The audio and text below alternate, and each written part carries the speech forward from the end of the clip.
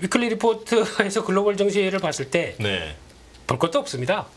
볼 것도 없어요. 예, 네. 다 빠지고 있는데요. 뭐 이거 지금 최근 한 달 움직임입니까? 3개월입니다. 3개월 움직임. 네, 3개월 동안 뭐 신나게 1월 달부터 아유 작년에 그렇게 빠졌던 거 어디 한번 좀 보상 좀 받자. 그래서 신나게 올라갔던 거 나스닥이 쌍봉 딱 만들면서 이제 빠지기 나스닥도 시작. 그러면 고점 대비 한 30% 빠졌네요. 그렇죠. 30% 이상이나? 네, 한 4% 아니 30%까지 고점 대비해서요. 고점 대비. 고점 대비해서는 그러니까 올해가 상승률이 38%였으니까 지금 4% 그러니까 그 정도는 아니죠. 그 정도는 아니고. 그 정도는 아니, 20% 정도 될 17% 이 정도쯤 될 겁니다. 네, 그래서 가고 있는데 이제 추세만 대충 보겠습니다. 예.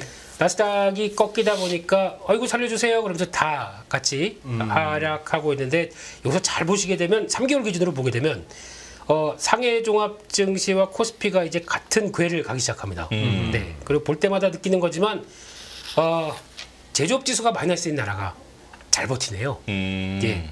독일, 뭐 프랑스, 유럽 이쪽은 이 정도면 잘 버티는 거 아니 제일 취약한 나라 중에 하나가 유로존인데 거기는 잘 버티고 있던 이 사실에 대해서 우리 소장님께서 어떻게 생각하십니까?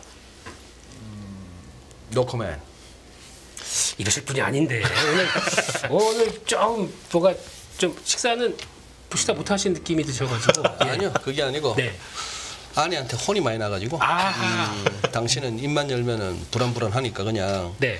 대본에 있는 질문만 하고 와라 오늘은 이래가지고 과연 그렇게 될까요? 분량을 채워야 되는 오늘 같은 날 그러시면 안 됩니다, 소장님. 나도 집에서 살아야 되니까. 네, 가끔 폭주 좀 해주십시오.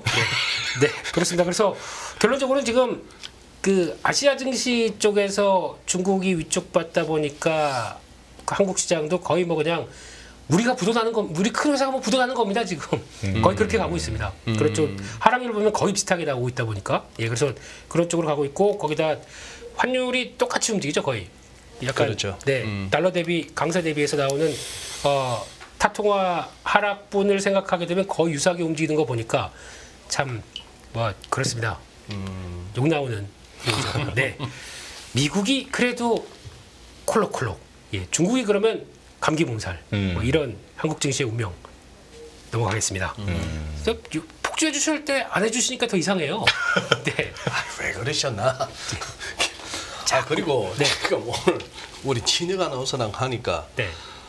안 그래도 지금 이 액면에서 이렇게 밀리는데 면에서까지 밀리면 안 되지. 그래 지금 오늘 최대한 지금 점잖게. 나도 리즈 시즌에는 이 정도 샤방샤방 했어요. 지금 좀 때깔이 안 나와서 그렇지. 제가 폭주하고 싶습니다. 지금. 야, 진행 정말 잘하시네요, 두 분. 너무 재밌습니다. 아닙니다. 그냥 맞춰가는 겁니다. 네. 평소에 만나면 제가 얼마나 젠틀하고 인사를 90도로 하고 그러는데요. 네. 그렇습니다. 그러면 네, 네. 진행은 제가 해야 될 것 같은데. 그러니까. 네, 이 진도로 좀 나가 볼게요. 네. 그렇지. 저도 사실 이제 경제 잘 모르지만 네. 이제 중국 리스크라는 얘기는 아주 오래 전부터 들어왔거든요. 네. 그리고 특히나 최근에는 뭐 부동산이 어떤다, 뭐 큰 회사가 무너진다 이런 얘기도 많이 있고. 네. 네, 그렇게 되는데 이 중국 리스크가 지금 이제 국내 증시에는 어떤 영향을 미치고 있는지. 그렇습니다. 네, 좀 예. 분석을 좀 해주시죠. 네. 원래 그 중국이니까 이렇게 영향을 미치는 거죠. 네. 그거밖에 모르겠습니다. 이제 중국 관련된 뉴스가 일단은 제가 느끼는 거는 왜? 라는 생각밖에 안 들고요. 네. 왜 우리한테 뭐 이런 생각밖에 안 들고 물론 그게 그거죠. 중국의 부동산이 안 좋아져서 내수가 뭐 위축되다 보니까 그에 따라서 뭐 물가도 계속 빠지고 있고 그러면 디플레이션이 나오게 되면 우리가 거기서 갖다 파는 IT 제품들, 반도체 이런 거 회복되겠느냐?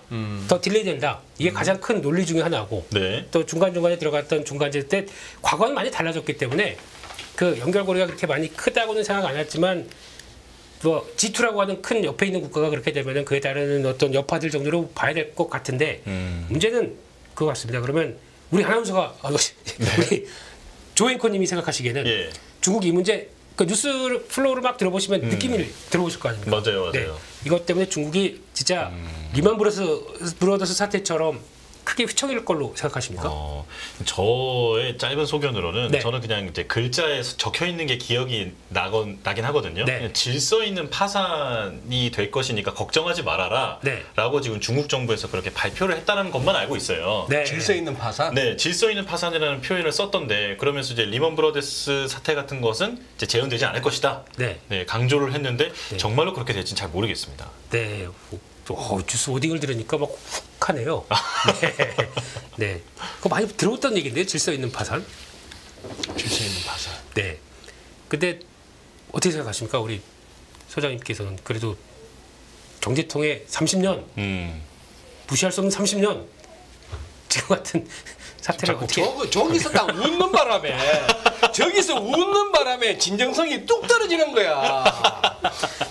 네. 참아야 되는데 그냥 가슈. 네. 네. 한마디만 해주십시오. 정말 궁금합니다. 정말. 네.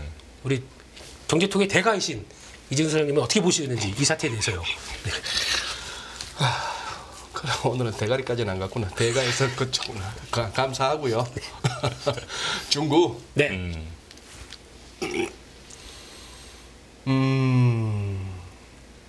일단 표정은 안 좋으세요. 한번 보고 싶습니다. 그 위기 관리 능력을. 보고 싶다. 많이 이렇게 부풀어져 있잖아요. 여기저기 뭐 일단 중국이 뭔가 어딘가에 끼면 뭐든지 과잉이잖아요.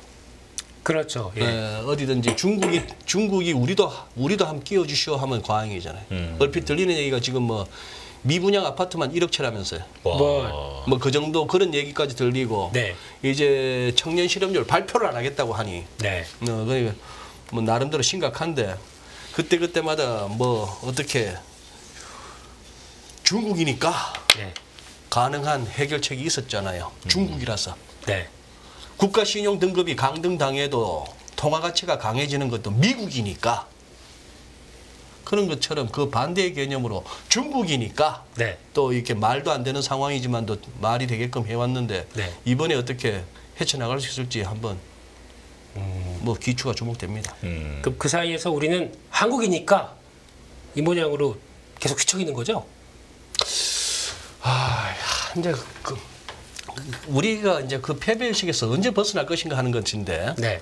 늘 뭐 우리는 뭐 미국과 중국의 틈새에서 뭐 어디가 뭐 애취하면 우리는 뭐 몸살 이랬는데 이제 좀 주도해도 되지 않을까? 이제 좀 그거는 좀 벗어날 만한 체력이나 체격은 되지 않았나요? 안 돼 있습니다. 안 돼 있으니까. 증시 보니까 안 돼 있습니다. 증시 보니까? 네. 왜 이러셔? 그런 증시에서 맨날 버는 분이.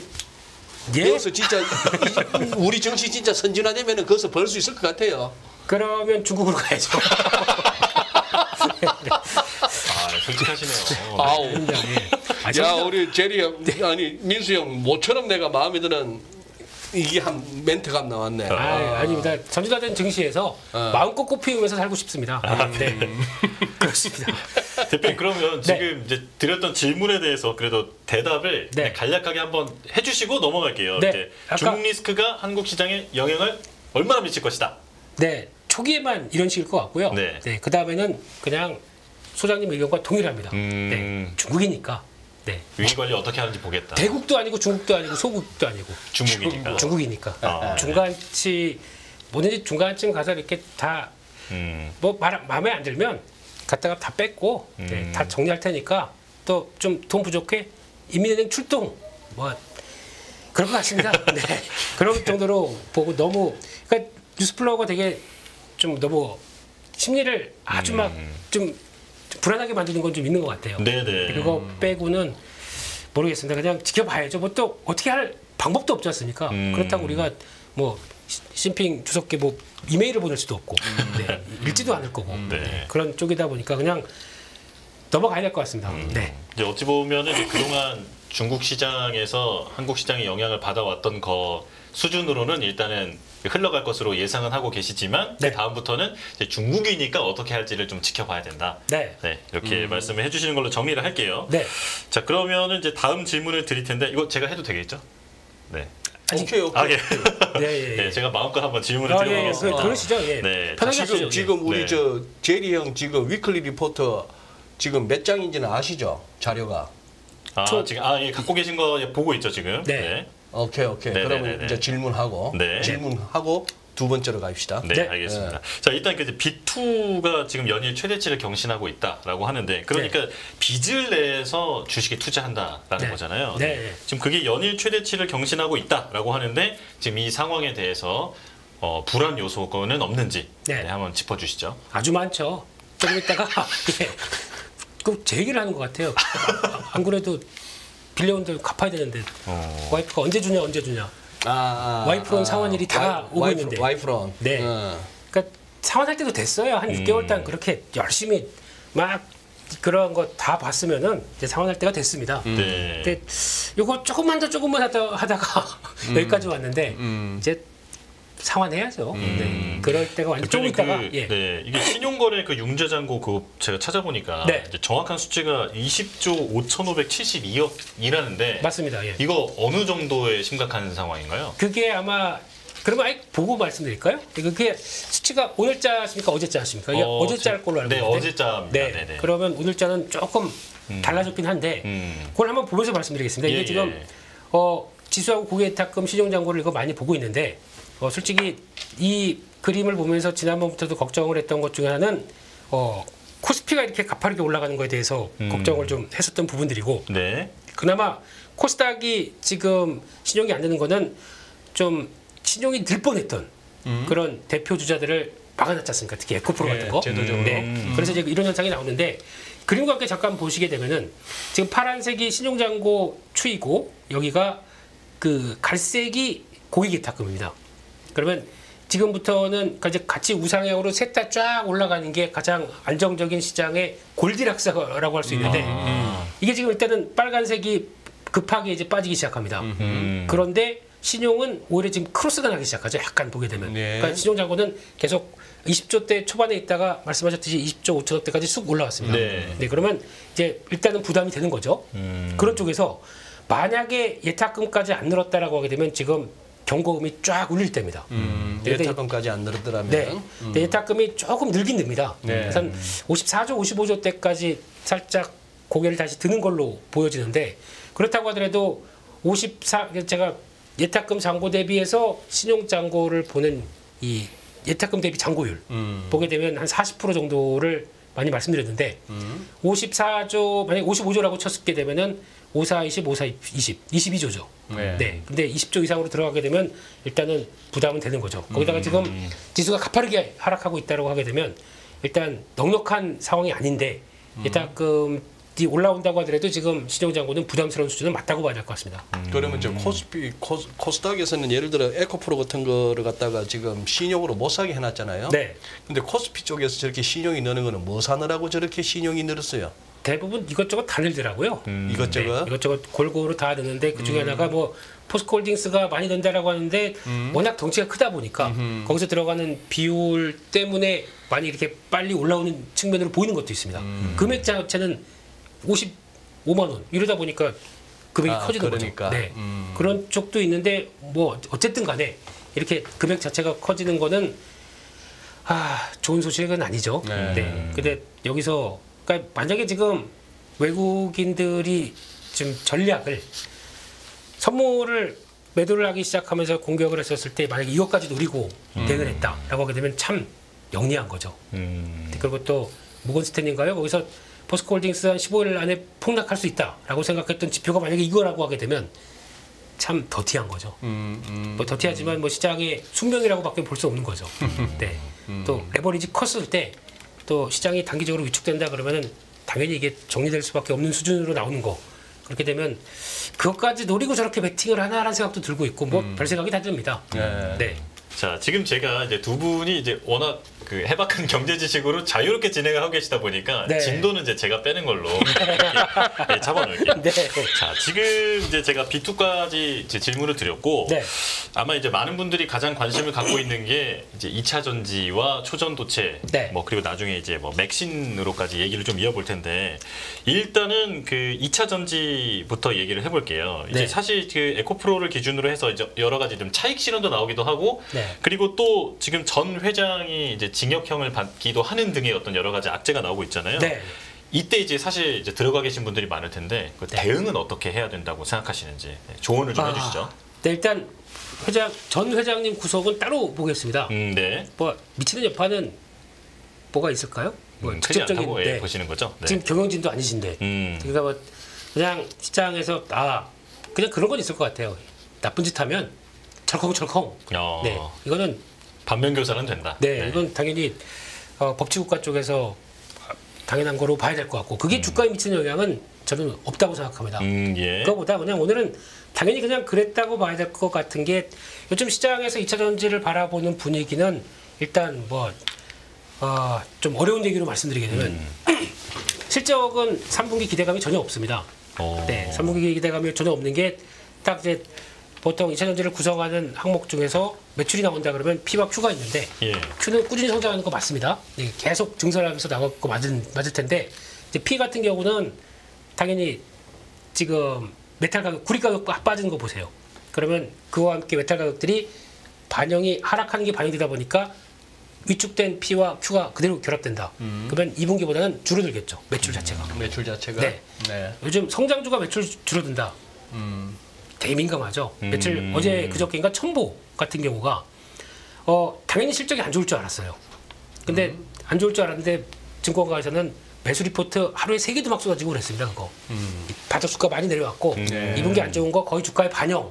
그러면서 이걸 하반기에는 턴할 거다. LIPF6 이 정도의 가격이면 턴할 것이다. 중국의 수요는 충분하다라는 쪽에서 그게 나왔다가 반등 살짝 주다가 실적 발표하고는 지들이 다 때려버립니다.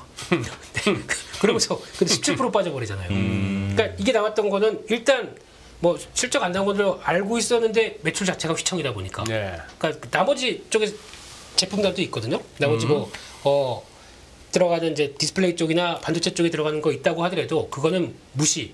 특히 2차 전지 쪽 섹터 봤던 전해질, 전해 첨가제 뭐 이쪽 관련된 쪽 안 된다. 그러면 그렇게 꺾어버리는 게 이쪽이다 보니까 그런 부담감은 있다고 하더라도.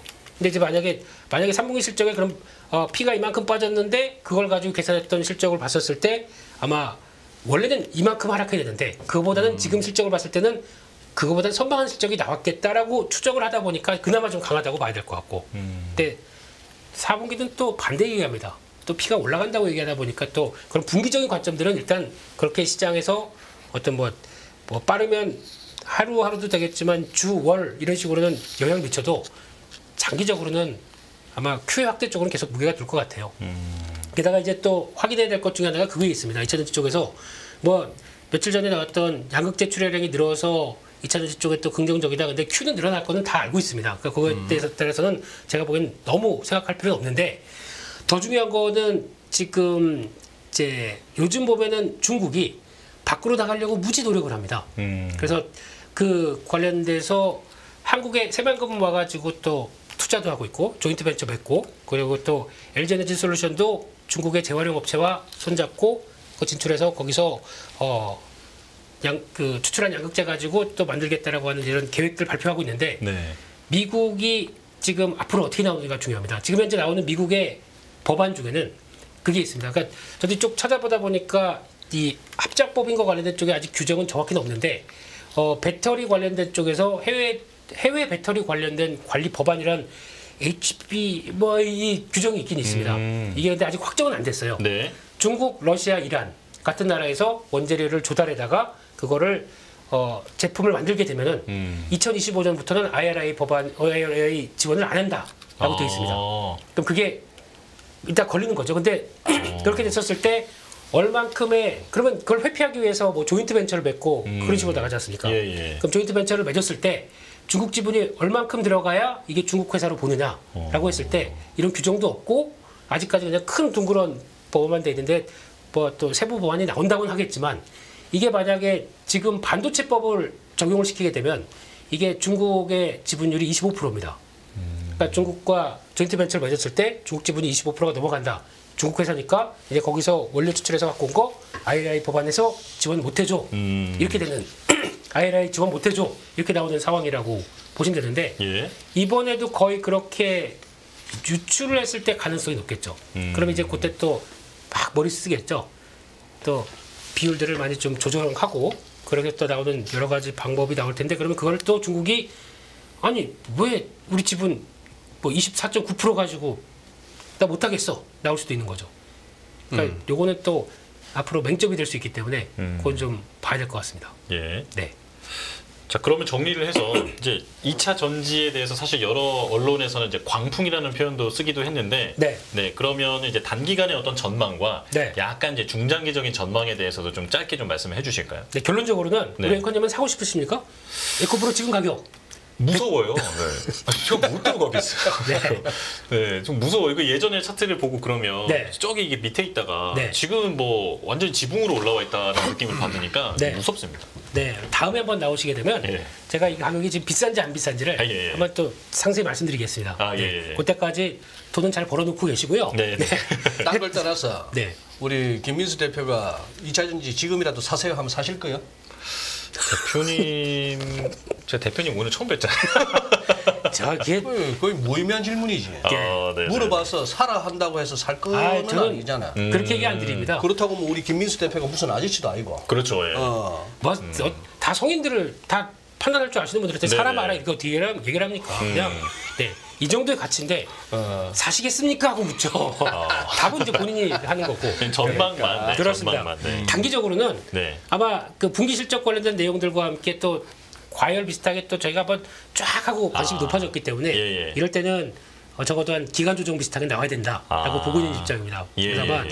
적어도 120만 원 일단 저는 단기적인 한계로 보고 있고 그리고 왔다 갔다 하면서 좀 저희 관심들이 좀 적어졌을 때 네네. 그때 실적 뭐 이제 분기 실적 관련된 얘기들도 다시 또 변화되고 그럴 때는 또 한번 다시 움직임이 한번 나올 수 올라갈 수 있겠지만 있다. 지금 당장은 가도 무리가 있을 거다라고 생각을 네네. 하고 있습니다. 예, 네. 네네. 빨리 얘기를 하면서도 이래 전혀 뭐 꼬이는 거 없이 할 얘기 다 하시고 생각을 그대로 다 전하시네. 방금 아주 리스펙. 전화 네, 죄송합니다. 자, 그럼 이제 다음 근데 주제. 그 잠깐만. 네네. 도대체 그 동안에 여기 나오셔가지고 얼마나 강조를 하셨으면 지금 우리 채팅창에서 우리 애청자분들이 반응이, HBM 아저씨라 그래? HBM을 얼마나 노래를 부르셨길래 그 동안에? 하이빔이라고 합니다. 요즘. 하이빔? 네. 모르겠습니다. 그냥 강조보다도 그냥 좀 좋게 봤습니다. 좀 좋게 봤습니까? 보고, 혹시나 기회가 되면 그러고 또 약간 좀 결과도 썰티하고 뭐 시장 빠지는데 썰티요. 이 정도면 뭐 짭짤스. 그런데 말입니다. 이게 끝이 아닙니다. 그렇지 아니다. 네, 이게 파보면 파볼수록 그러니까 제가 제일 좋아하는 게 그거지 않습니까? 이 Q가 확장되면서 저희가 보통 이 정도만큼 생각했는데 그보다 무궁무진하게 커질 수 있는 변화가 뒤에 배경에 보인다. 이러면 또 제가 못 참죠. 막 와 이러면서 나오는 건데 그런 게 보이기 시작합니다. 그리고 숫자 관련된 쪽은 또 경제기사 프로에서 네. 알겠습니다. 네, 뭐 조금 있다가 혹시 시간 남으면은 제가 뭐 TSMC와 엔비디아와 SK하이닉스가 누가 돈을 많이 버는지 이거 한번 체크해 보겠습니다. 네네. 결론적으로 말씀드리면 당연히 엔비디아죠. 근데 TSMC보다 SK하이닉스가 더 많이 버니다 돈을. 네네네. 그게 지금 앞으로 봐야 될 부분이고, 네 그렇습니다. 이거는 네. 오늘 이제 준비되어 있는 주제가 다 지나가고 나서 이제 혹시나 시간이 남으면 네, 그거 네, 한번 여쭤볼게요. 네. 자 그러면 이제 최근에 이제 시장의 가장 큰 이슈였던 초전도체 질문을 드리겠습니다. 정말 네. 우리 저거 위클리 리포트 다 하고 질문합시다. 아 그럴까요? 위클리 네네네. 리포트 아직 지금 2장밖에 못 봤어. 다 끝나고 다 질문하시면 끝나고. 예, 예. 아 네네. 네. 제가 지금 진행이 처음이라 죄송합니다. 네. 괜찮습니다. 이거 가만히 보니까 금요일 프로 자주 안 보셨네. 아니 제가 긴장이 되니까 오케이. 공백 같은 게 까먹고 있어요. 네, 죄송합니다. 뛰어넘기 하신 거죠. 그 드림만 보신 거죠. 개그만 보신 거죠. 이게 설렁설렁 띄엄띄엄 보면은 오해가 많아. 그렇죠. 네. 그리고 한 분은 띄엄띄엄 설렁설렁 보는 사람은 저보고 맨날 쇼쟁이라 그러지. 나 아니거든. 쇼쟁이 아니거든. 아니시죠? 그러니까. 예, 폭주쟁이지. 어유. 네, 그렇습니다. 네. 알겠습니다. 네, 준비해주신 자료로 설명 좀 이어가 주시죠. 네, 그래서 아까 부분에 대해서 다시 이어오게 되면 일단 지금 중요한 변화를 봤을 때 나스닥이 일단 지켰으면 하는 바람이었습니다. 네, 이 정도에서 지켜서 그냥 왔다 갔다 하면서 매물수하면 어땠을까 싶은데 못 버팁니다.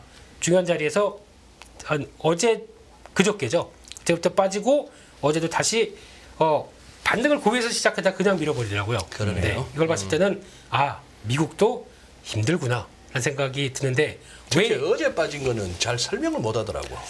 저도 뭐 뉴스 나온 거는 전혀 없고요. 그러니까. 네. 예. 그냥 딱 하나 달러 강하고 10년물 국채금리 4.3. 글쎄. 네. 예. 네. 그래서 지난 보니까 되게 이번에 잘 맞추셨던 분 그분 누구시죠? 영어를 해서 까먹었습니다만 뭐. 이번에 금리 수준 뭐 4.5 가야 된다. 4.75까지 얘기하시는 분. 레리 서머스. 예. 그분. 네. 전 제일 좀 전에 일부에서 네. 마지막 부분에 김준성 대표님하고 그 얘기 했고 예. 김준성 대표님하고 지금 레리 서머스하고 지금 10년 텀을 두고 제대로 안 붙으셨어. 딱밤 제대로 한번 그때 서머스만 그때까지 건강하게 살아 계시면 이제 딱밤 제대로 한번 거는 거지. 그럼 김준성 대표님은 못 간다. 못 간다. 네. 이게 뭐 시장을 믿어라. 시장 프라이싱이 지금 3.6 네. 근방인데 무슨 그렇게 되는 거고. 와. 서머스는 뭐 인플레이션에다가 실질 금리에다가 뭐 텀 프리미엄까지 얘기해 보니까 10년 평균이 4.75다 이러고 있고. 네. 빌 에크만은 5.5 간다 했잖아 30년물. 그분은 이제 전 제외시키려고요. 내가 에코프로 갖고 있으면서 에코프로 간다는 거 이거 똑같은 거 똑같은데 맞아. 네. 지가 30년 국채 쇼쳤다고 막 나와서 그러니까요. 그렇게 네. 얘기하고 있고. 그건 저는 못 믿겠습니다. 오케이. 예. 근데 중요한 거는 지금 시점에서 일단 동향만 보게 되면은 한 4.3대 정도에서 이렇게 충격을 받나? 전 이게 더 그러니까 더 이러다가 4.5 넘으면 우회하려고. 그러니까요. 그러면은 그런데 이제 동향 보게 되면 근데 지금까지 현금 많이 갖고 있었던 워렌 버핏 선생님은 이제 쓰기 시작하네 자금을. 건설회사 3개 사기 시작하고 그러니까 좀 움직임이 나오기 시작한 거는 그때는 올라갔을 때는 그냥 관망하고 있다가 단기 채권으로만 돌리시다가 이런 것도 보니까 라는 생각도 들고 아무튼 그렇습니다. 근데 지금 일단은 중요한 거는 저희가 이제 매매하는 입장 쪽에서 트레이더는 이렇게 만약에 나온다. 저 같은 경우도 이렇게 나온다. 그래서 기계적으로 현금 갖고 있어야 됩니다. 네, 이게 다시 올라가서 비싸게라도 다시 산다고 하더라도 비싸게 사게 되면 뭘 사냐면은 주도 섹터를 사죠. 네, 그걸 산다고 하더라도 지금 이 자리에서 미국 시장이 이렇게 나온 이걸 보고 있는 이제 트레이더 입장은 불편합니다. 네, 그게 가장 먼저고 한국은 벌써 깨졌습니다. 며칠 전에 이거 깨지기 시작하면서 개파락이 나왔거든요. 요게 나온 다음 개파락 나오고 그 다음에 이거 되게 놀랍지 않으십니까? 뭐가? 이때 지금 4일 만에 100포인트 빠졌습니다. 코스피가? 네. 그러니까요. 이렇게 취약했다는 거에 대해서 저는 일단은 경악을 했고요. 거기다가 보통 보면 개파락 나왔다가도 이거 꼬리 답니다. 그러니. 네, 꼬리 달고 일단 다시 한번 바운딩 하다가 거기서 밀리는 게 제대로 밀리는 건데 이렇게 급하게 민다는 얘기는 딱 그거밖에 없습니다. 일단 뭔가 빠르게. 그러니까 지금 이 상황에서 어떤 상황이 벌어졌냐면 외국인들이 지금 한 4만 개 정도 그 55일선 위쪽에서 4만 개 정도 매도를 갖고 있었습니다. 선물에서. 네, 선물로요. 그 다음에 2만 개를 매도하는 가운데서 100포인트가 빠진 겁니다. 그런 상황으로 봤었을 때, 그럼 만약에 이게 진짜 약한 장이고 뭔가 엄청난 변화가 온다. 그러면은 2만 개 깨지기 2만 개 선물 매도를 하기 시작하면서 외국인들이 주식 매도를 엄청 했을 겁니다. 현물에서. 네, 현물에서. 만약에. 네. 그럼 그거는 추세적인, 그러니까 제 판단은 당분간 한 3개월에서 6개월까지라도 시장 못 돌아오겠구나 생각이 들어서 그때는 완전히 보수적으로 갈 수도 있는 판단이 돼야 되거든요. 그럴 때. 근데 그런다고 하더라도 그렇게 되면은 리바운드를 한번 줬을 거예요. 줬다가 다시 해서 그때 2차로 나온 때가 이제 무지막지하게 빠지는 경우가 많거든요. 네. 네, 근데 일단 이번에 사이클에서 가장 특이한 거는 선물로만 플레이했습니다. 그건 맞아요. 네, 선물로만 플레이했고 주식 전혀 손댄 게 없. 그러니까 뭐 하루에 그러니까 일주일간 단위로 한 5천억 팔았다. 5원 아니면 하루에 1,000억 판 겁니다. 이거는 그냥 아무것도 아니에요. 네, 근데 그러니까. 네, 그걸 봤었을 때 지금 일단 추세에 대한 고민은 안 하려고 합니다. 네. 네, 이렇게 됐을 때 만약에 그러면 그들이 봤을 때 리스크 다시 온이 되겠다. 관점으로 봤을 때 되면은 바로 접거든요. 그러면 급하게 내려갔다가 급하게 올라올 수도 있거든요. 그런 관점 쪽에서 해석을 하는데 만약에 지금 걱정하는 거는 지금 이게 녹색선이 200일선입니다. 200일선까지 지금 되게 버겁게 나오거든요. 그래서 여기를 200일선. 네, 지금 우리 김 대표가 갖고 계시는 200일선하고 다릅니다. 통상적인 우리 인포맥스 200일선이 2480인데 그래서 어제 오늘 말고 어제 2,482포인트에서 네. 아래 꼬리 달렸잖아요. 네. 근데 지금 김 대표님 또 200일선은 여기 또 약간의 레시피가 또 가미됐구나. 그렇죠, 그렇죠. 네, 요게 근데 일반적인 거 안 보려고 하다 보니까 네, 근데 이게 보시게 되면 약간 좀 다 미리 당겨져 있어요, 제게. 네, 그러다 보니까 저는 그게 더 과거부터 쭉 하다 보니까 더 잘 맞다고 생각해서 이렇게 그래요. 들어온 상황이 있는데 제가 보는 200일선 쪽에서는 200일선도 물고 내려갔다. 네. 그런 상황 쪽에서 여기가 돌아와 줘야 되는데 그게 어떤 변화를 보일 것이냐 이거 이제 봐야 되는데 근데 저 지금 말씀하신 이제 결국 선물 갖고 외국인들이 저렇게 하고 있다. 이른바 웩더독인데 꼬리가 네. 몸통을 흔드는.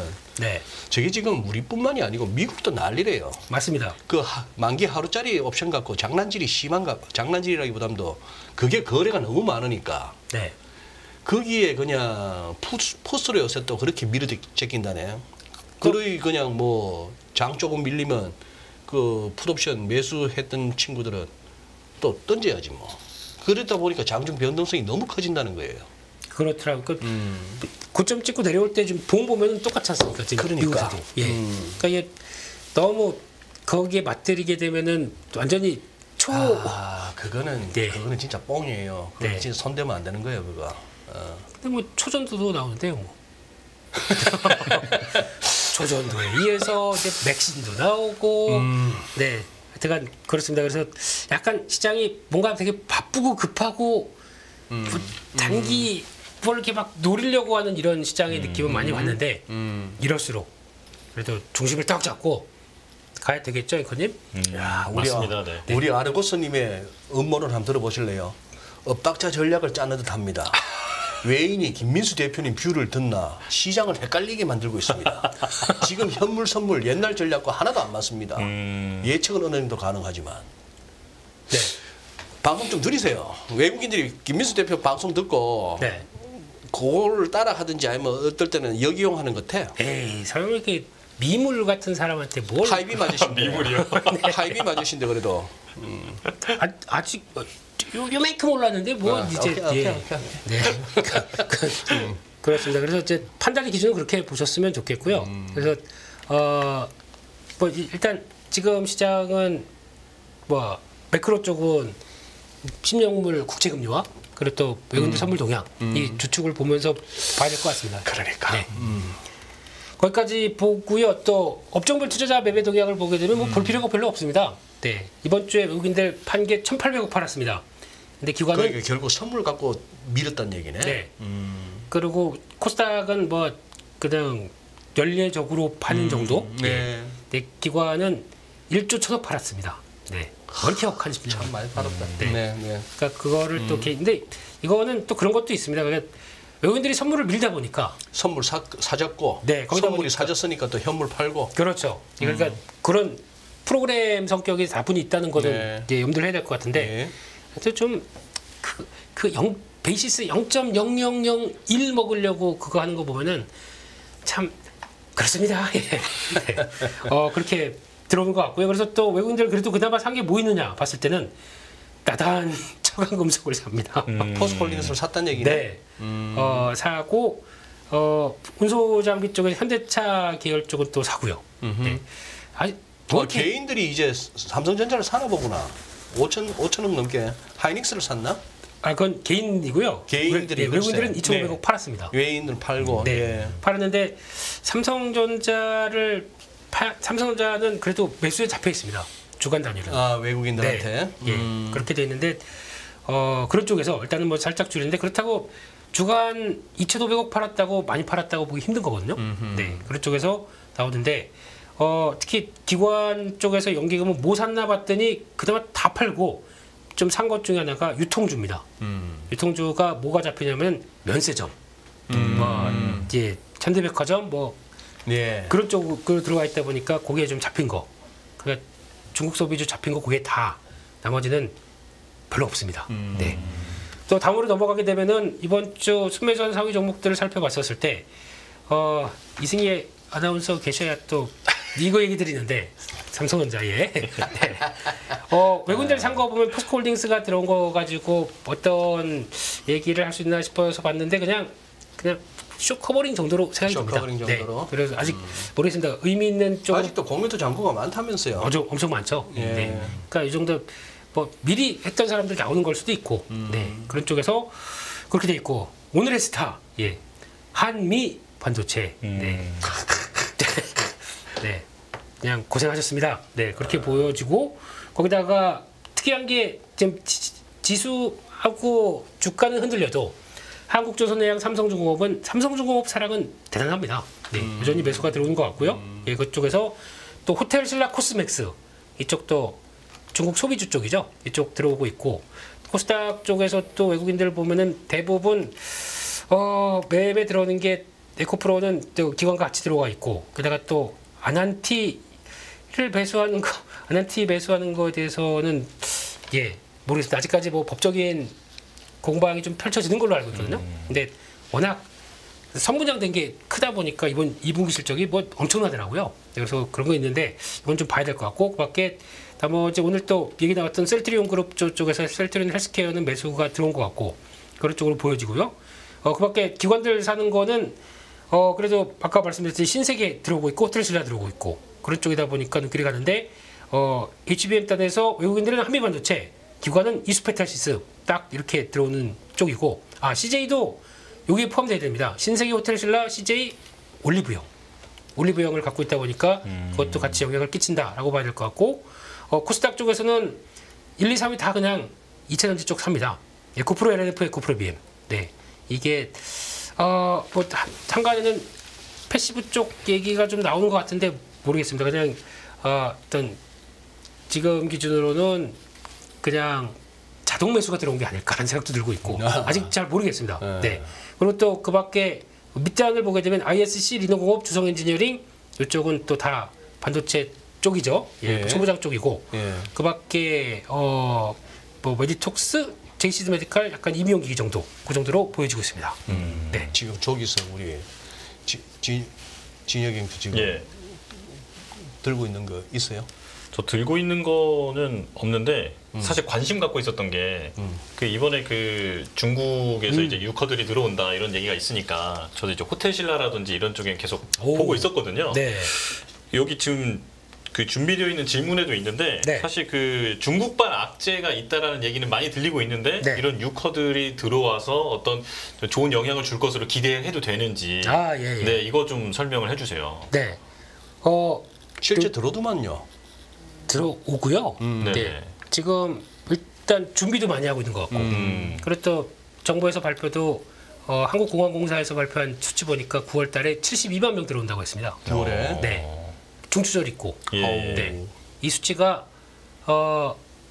약간 5, 60만 명 정도가 코로나19 전이었고 사드 배치 전에 피크였을 때가 90만이었습니다. 와. 그 사이 정도가 들어온다라고 얘기를 하네요. 와. 그럼 제주도, 명동 이쪽 뭐 제주도 이제 다 갔습니다. 그냥 제주도는 이제 우리 내국인들은 중국어 배워서 가야 됩니다. 중국어를 배웠어. 안 그러면 차별당해요. 나도. 네. 네. 취팔로마 이러면서 취팔로마. 예. 이러면서 가야 됩니다. 그러면 네 그렇게 됐고 그래서 만약에 이쪽은 그렇게 봐야 될 것 같습니다. 근데 이제 중요한 게 그러면 숫자가 입국자 수가 찍히는 거와 거기다가 들어올 게 소비력이죠. 소비력이 되게 됩니다. 얼마나 지갑을 열 것인가. 네. 근데 그 과거만큼 이쪽부터 이쪽 단 다 주세요. 이렇게 가져가는 이게 그대로 나올 것이냐 이건데 여기서부터 여기까지 네. 사이즈 불문 다 싹 주세요. 이런 거. 예. 근데 또 보게 되면 여러 가지 얘기들이 많습니다. 그동안에 코로나19 기간 동안에 중국에서는 그나마 또 저축력이 많이 높아졌다. 그래서 그래서 이번에 풀어줬다는 얘기도 있습니다. 하도 안 풀리니까 차라리 밖으로 나가라. 그래서 이제 돈 쓰기 시작하게 되면 그게 결국엔 나와서 돈 쓰는 맛을 보다 보니까 내수 쪽으로도 풀리지 않겠느냐라고 해서 그랬다는 얘기도 있고 근데 그 솔직히 쓰기 시작하게 되면 이런 맛이 있었네 그러면서 또 그렇지 않습니까? 열심히 걷고 또 카드 보고 어이구 그러면 또 열심히 일하고 그러게 또 그게 활성화가 된다. 그게 삶 아니겠습니까? 인생이죠. 네. 근데 그렇게 봤었을 때는 아마 지금 생각할 수 있는 거는 그래도 예전 적어도 코로나19 전 수준까지는 빠르게 돌아오지 않을까라고 생각하는데 마지막 남은 거는 그 보통 얘기가 저는 APS, 그러니까 저희 객단가 쪽이 얼마큼 올라오느냐가 제일 중요할 것 같아서 그것만 확인하게 되면 방법은 저희가 할 수 있는 방법은 그겁니다. 그냥 명동 가서 네. 그분 그 깃발 들고 또 가시는 분들 졸졸 따라다녀서 어디 가는지 좀 보고 정말로 사는지도 보고. 그렇죠. 네. 사는지 보고 특히 올리브영 같은 데 같이 들어가서 뭐 사는지 진짜 이쪽 단 다 주세요. 이거 하는지 이것도 한번 체크해보고 대충 그래 그 쇼핑 이렇게 쫙 하게 되면 뭐 샀나 이렇게 좀 안에도 좀 보고 그럴 수밖에 없는 것 같습니다. 네. 그렇군요. 약간 통신원을 두고 좀 봐야 될 것 같다 이런 생각이 드네요. 네. 네. 자 그러면은 이제 질문을 다음 걸 제가 또 해볼까요? 그래요. 네네. 네. 그 지금 외국인 순매수 상위 보여주신 거 보면 네. 거기 코스닥에서 셀트리온 헬스케어가 있잖아요. 네. 네. 그런데 지금 이게 그 합병으로 이 그룹 간의 어떤 희비가 엇갈리고 있다라고 이제 전 들었는데 네. 그 이제 그 형제들에 대해서 좀 설명을 해주시죠. 지금 현 상황에 대해서. 네, 셀트리온 같은 경우 이제 드디어 주가가 좀 부진하다 그러면 한 번씩 이런 거 나오는데 이번엔 진짜네요.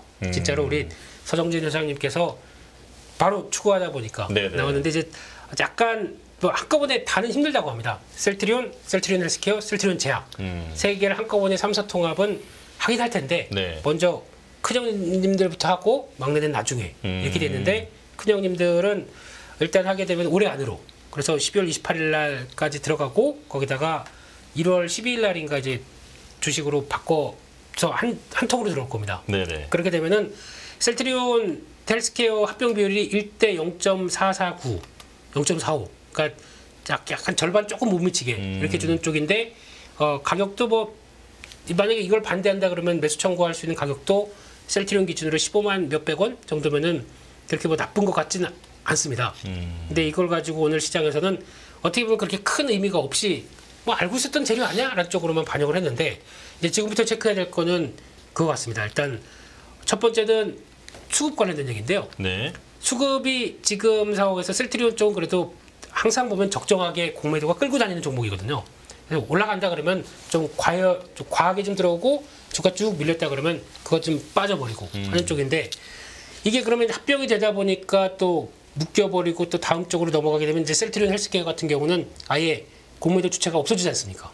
그렇게 됐을 때 공매도 청산에 대한 얘기 그리고 또 청산이 되기 시작하고 그 나오면서 또 덩치가 커지게 되면 이게 3사 다 합병되게 되면은 셀트리온 제약은 내년 한 6월달 상반기 안으로 될 거다 보니까 그 한쪽으로 다 들어가는데 그럼 약 한 40 지금 기준으로 보기에는 40조 42조 요즘 덩치가 되겠죠. 그러면 그거를 또 추종하는 패시브 자금들도 같이 들어올 수가 있겠죠. 그러니까 이런 수급적인 얘기들은 단기적인 겁니다. 장기적으로는 지금 만약에 3사가 합병된다 그런 가정으로 봤을 때 그러면 매출이 1 합치게 되면은 1 플러스 1 플러스 1이면 3이 되게 되겠죠. 네. 그러면 합병을 하다 보니까 시너지가 난다라고 되면 최소 3.5 이상이 가야 합병 잘했구나 싶겠죠. 예. 셋이 합병하게 되면 어떤 효과가 나오냐면 1 플러스 1 플러스 1은 0.6밖에 안 됩니다. 그런가요? 왜요? 그럴 수밖에 없죠. 이 구조가 셀트리온 제품 개발하고 생산하는 회사, 거기다가 해외 유통하는 회사, 직접 생산 시설 갖고 있는 회사 세 개 합치게 되면 그게 다 그거지 않습니까? 그러니까 다 자기네들 건데 몸통이 겹쳐 있다는 그렇죠, 말씀이시죠? 그렇죠. 네. 네. 그렇기 때문에 매출은 줄어들 것이라고 얘기를 합니다. 근데 그것도 다 아는 얘기거든요. 그러면 그랬을 때 앞으로 이제 숙제는 그거 다 안고 있는 상황 쪽에서 근데 초기에는 그 매출을 봤었을 때 시총 40조다 그러면 비싸 보이겠죠? 그러면 이제 지금부터는 셀트리온이 할 수 있는 것은 그거밖에 없습니다. 그렇다고 하더라도 2030년까지 매출을 30조 얘기하고 있더라고요. 그러면 물론 지금 현재 12조 다 합치게 되면 그럴 겁니다. 10조, 12조 요쪽 들어가는데 이게 쭉 들어가서 30조까지 나오려면 앞으로 연 CAGR이 얼마나 나와야 될까 생각하게 되면은 계산 좀 해봐야 될 것 같고요. 그러면 거기서 중간에서 지금 나오는 파이프라인 지연 없이 그냥 빡빡빡 들어가야 됩니다. 그렇게 되면은 지금 벌써부터 얘기하고 있는 그 휴미라 바이오시밀러 이거 같은 경우도 속도 좀 나야 될 것 같고 근데 그게 차질 없이 들어오는지 이게 관건입니다. 네. 그래요. 아까 우리 진영이 네. 묻고 싶었던 그 초전도체 관련해서는 별로 뭐 하실 얘기는 없으신 거죠? 별로 언급하고 싶지 않으신 거지? 궁금하세요? 제가 궁금하다기보다도 네. 또 이제 시장에서 네. 이제 워낙 큰 파장이 있었다 보니까 네. 그래도 이제 시청자분들을 위해서 네. 짧게라도 좀 언급을 해주시면 좋을 것 같아요. 뭐 다 빠져버렸는데 뭐 올라가면 얘기하고 싶어도 빠져버리면 얘기 별로. 네. 그런 것도 그렇고요. 그냥 뭐 그런 거 있지 않습니까? 시장에서 막 움직이는데 거기서 그걸 너무 강조해서 말씀드리게 되면 약간 좀 불나방 같은 느낌, 네, 그냥 그런 느낌이 들어서 그냥 저는 실체 없다고 생각되고 있기 때문에 매매는 뭐 시장 약한 때 가끔 했습니다. 그래서 들어갔는데 그렇다고 하더라도 오버나이트 절대 못 하거든요. 하지만 이번엔 또 나오고 있는 게 맥신이라고. 네네, 맥신. 네, 또 나오기 믹스 시작해서 커피? 맥심이고요. 네. 맥심이시고요. 네, 네, 맥신. 저희 세대는 맥심은 군대에서 보던 잡지입니다. 잡지 이름이 맥심이라고 있습니다. 모르시죠? 저도 부대 있었을 때 있었습니다. 그 잡지 맥심 알고 네. 또 믹스 커피 하는데 네. 또 지금 뭐 맥심 관련주? 맥신입니다. 니은. 맥신이라고요? 맥심 관련주면 동서식품 아닌가? 그거 그 이제- 보리 맥자가 아니고요. 네. 제가 지금 이제 조금 알아온 게 있는데요. 네. 네, 잠깐 한번 브리핑 해드리면은 네. 이제 전위금속 카바이드라고 이제 알려져 있는데 와. 2차원 나노 신물질 그리고 그래핀보다 전기 전도율이 뭐 10배는 높다 뭐 이런 그 와. 얘기가 있더라고요. 네. 그런데 지금 제가 이렇게 준비해 왔지만 네. 도대체 맥신은 어디에 쓸 수 있는 거길래 이렇게 관심을 받고 있는 건지 좀 알려주실까요? 이러면 뭐 제가 발견한 것도 아니고. 네. 아니 뭐 예를 들면 배터리에 쓸 수 있다든지 반도체에 쓸 수 있다든지 이런 게 있잖아요. 네, 뭐 저도 네. 보고한 거죠. 뭐 이걸 뭘 알겠습니까, 저도. 우리가 네. 조금 이렇게 환상에 빠질 수가 있어요. 뭐든지 물으면 우리 김민수 대표는 다 할 거야, 다 설명해 줄 거야 하는데 이제 어제 오늘 시작한 것 같은데 네네, 맞아요. 공부 좀 하게 놔두고 예. 뭐 어제 오늘 시작했으니까 뭐 미국 나스닥이나 유럽이나 무슨 뭐 우회되든 간에 네. 한 2, 3일은 갈 거니까 얻어 걸리면 다행이고 아니면 그만이고 아까 말했던 이래도 괜찮을 만큼만 태워보고 뭐 한국 정식 그 맛이라도 있어야지. 그나저나 끝나기 전에 벌써 끝났고. 끝나기 전에 저희 그 얘기는 듣고 가야지. 그 엔비디아의 아까 전에 아까 뭐라 하셨지? 엔비디아하고 TSMC하고 네. 어디하고? SK 하이닉스. SK 하이닉스 중에 네. 누가 제일 잘 버느냐고. 네, 당연히 엔비디아가 잘 벌죠. 글쎄. 네, 당연히 엔비디아가 거의 뭐 이거는 지금 이 정도 시간 가지고 안 되고요. 한번 이렇게 쫙 풀어야 됩니다. 월 몇 장을 웨이퍼를 생산하는데 그걸 가지고 얼마를 보니까 근데 결론적으로는 그것만 기억하시면 됩니다. 저희가 SK 하이닉스를 너무 지금 그러니까 HBM 단으로 나와서 메모리 반도체를 너무 지금 주가가 안 간다고 안 간다고. 너무 천덕시하고 있습니다. 네. 근데 지금 보니까 벌써 이게 아주 초기 국면인데 지난 2분기 때 SK하이닉스의 실적 보게 되면 예상했던 것보다 영업이익을 한 2, 3천억 정도 확 줄였거든요. 비밀이 여기 있습니다. 네, 이런 얘기는 맨입에 못하겠다.